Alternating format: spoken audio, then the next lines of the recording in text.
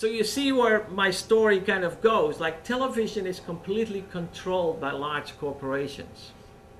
Now let me tell you about another large corporation, and I had the pleasure working with, I don't know if anybody of you seen The Next Great Chef. It was a show that we had for 2 years on Global. It was a great series with young chefs.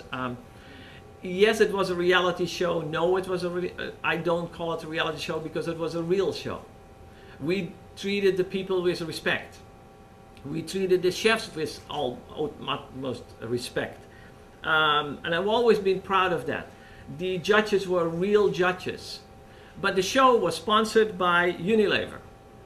And we met with Unilever, and that's, I think, where I got my knowledge from, is by working with these companies and working with these people, because you really start opening your eyes with these companies. And at one of the meetings, we met, and they said, we talked about a third season. We had 2 seasons. And we had told them that the advertisement in the show would be soft advertisement. It would not be in your face. So it's not from they're opening up a can of Knorr and they're holding the can of Knorr up to the camera. Like, we blended it in there in a very tasteful way. And so it was not in your face. And of course, and I have explained this, I was, don't know if you know, but I was 2 years the head of Slow Food here.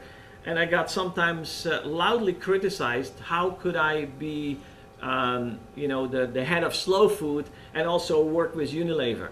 And I always told the people from Slow Food, listen, all the promos and the free advertisement and the DVDs that I created for Slow Food for free was all more or less paid by the large corporations. So I'm very happy to take their money and then create something to tell them what food really is all about. I don't feel bad about it at all. At one of the meetings, we sat down and I said, Nick, for next year, what we want to do, the theme is going to be healthier choices. And my business partner in the project says, oh, now you're talking Nick's language, because he's been pounding away at it. He wants to have organic in the show. He wants to have this in the show. And we got organic in the second season. I said, okay, healthier choices, what does that mean? Say, we don't know yet because we're waiting for a directive out of England. And I said, well, so it has actually nothing to do with healthier choices. It's going to be a new marketing slogan. And I really like you to pay attention to this when you see television today. Because about a year later, and I don't know if you've seen it, there is a commercial for Becel. It's a margarine. They say they took the trans fat out. I don't know if they did that. I don't know actually how you can take the trans fat out of margarine, but that's a whole other question. It's a woman sitting around on a floor in a heart shape, and they're all talking about healthier food and the choices that they make. And of course, you absolutely use margarine to be healthier. I had a slide on what's all in margarine, and I don't know it out of my head, but you should look at what's all in it. You should look at the label, what's actually in Becel. You'll be astounded, right? Products where I have absolutely never ever heard of, right? It is so expensive to do a documentary, and funding is at this moment a real challenge. But wouldn't it be wonderful to really go deeper into that and see what's in it? I had a big slide about labels, because we should look at labels. Please do me a favor. And of course, we have all talked about it before. We all say that we do it, but we really don't. But look at labels. To finish the Becel story, so I see this commercial with the heart-shaped women all talking about food. And then at the end, it says healthier choices. That was, of course, the tagline.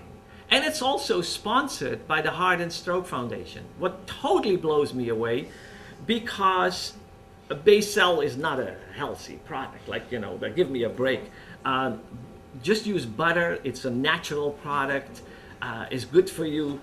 Don't use it in massive amounts, of course. You know what the French chef always do. My God, if you see the French chefs working there, like it's insane how much butter they throw into it. But look at the French women.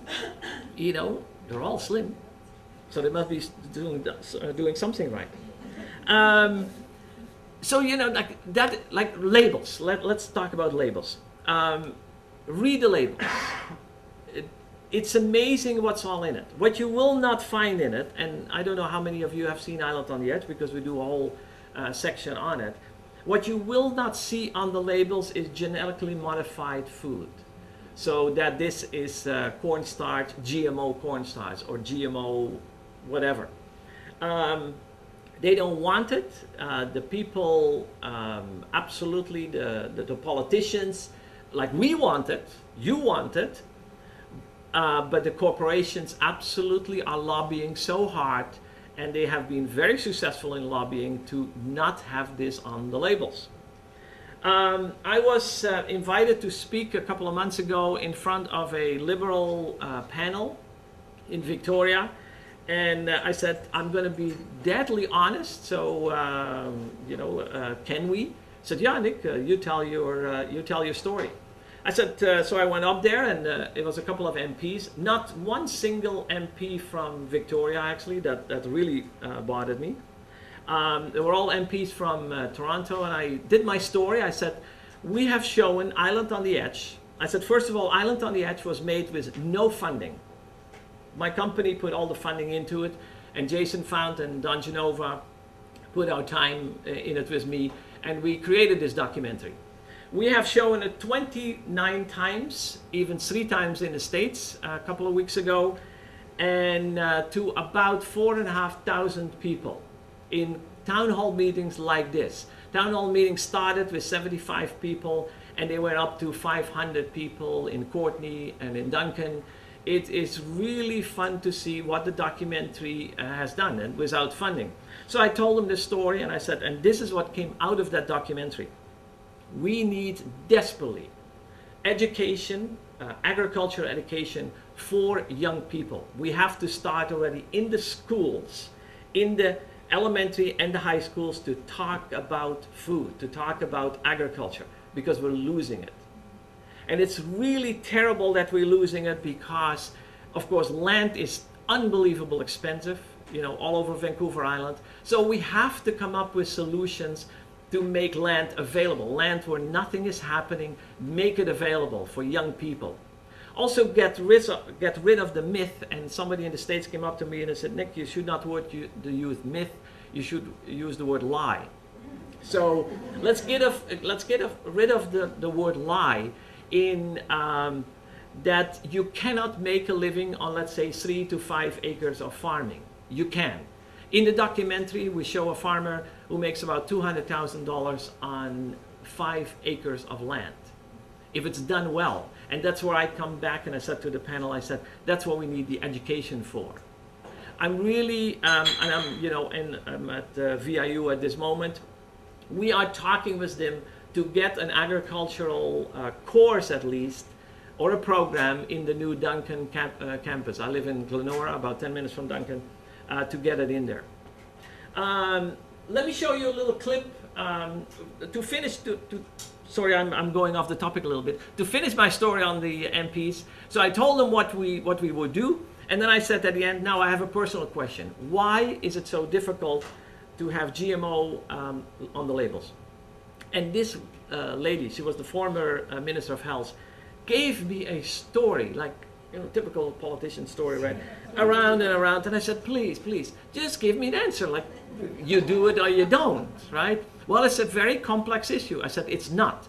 In Europe, all the GMO are on it. Now, first of all, they don't have GMO in Europe because they're really trying to completely eliminate all GMO products in Europe. And why can we not do that here, right? Go for it. Are you sure they don't have any? Are you sure they don't have any GMO products there? There is definitely GMO products. They have to have it on the label if there's a GMO products on, but they try to make Europe completely GMO free. This is the story, this is the myth. This is not a myth. It's in law. I can read you. Let me look it up here in a moment, and then after I show the clip, we will talk about it.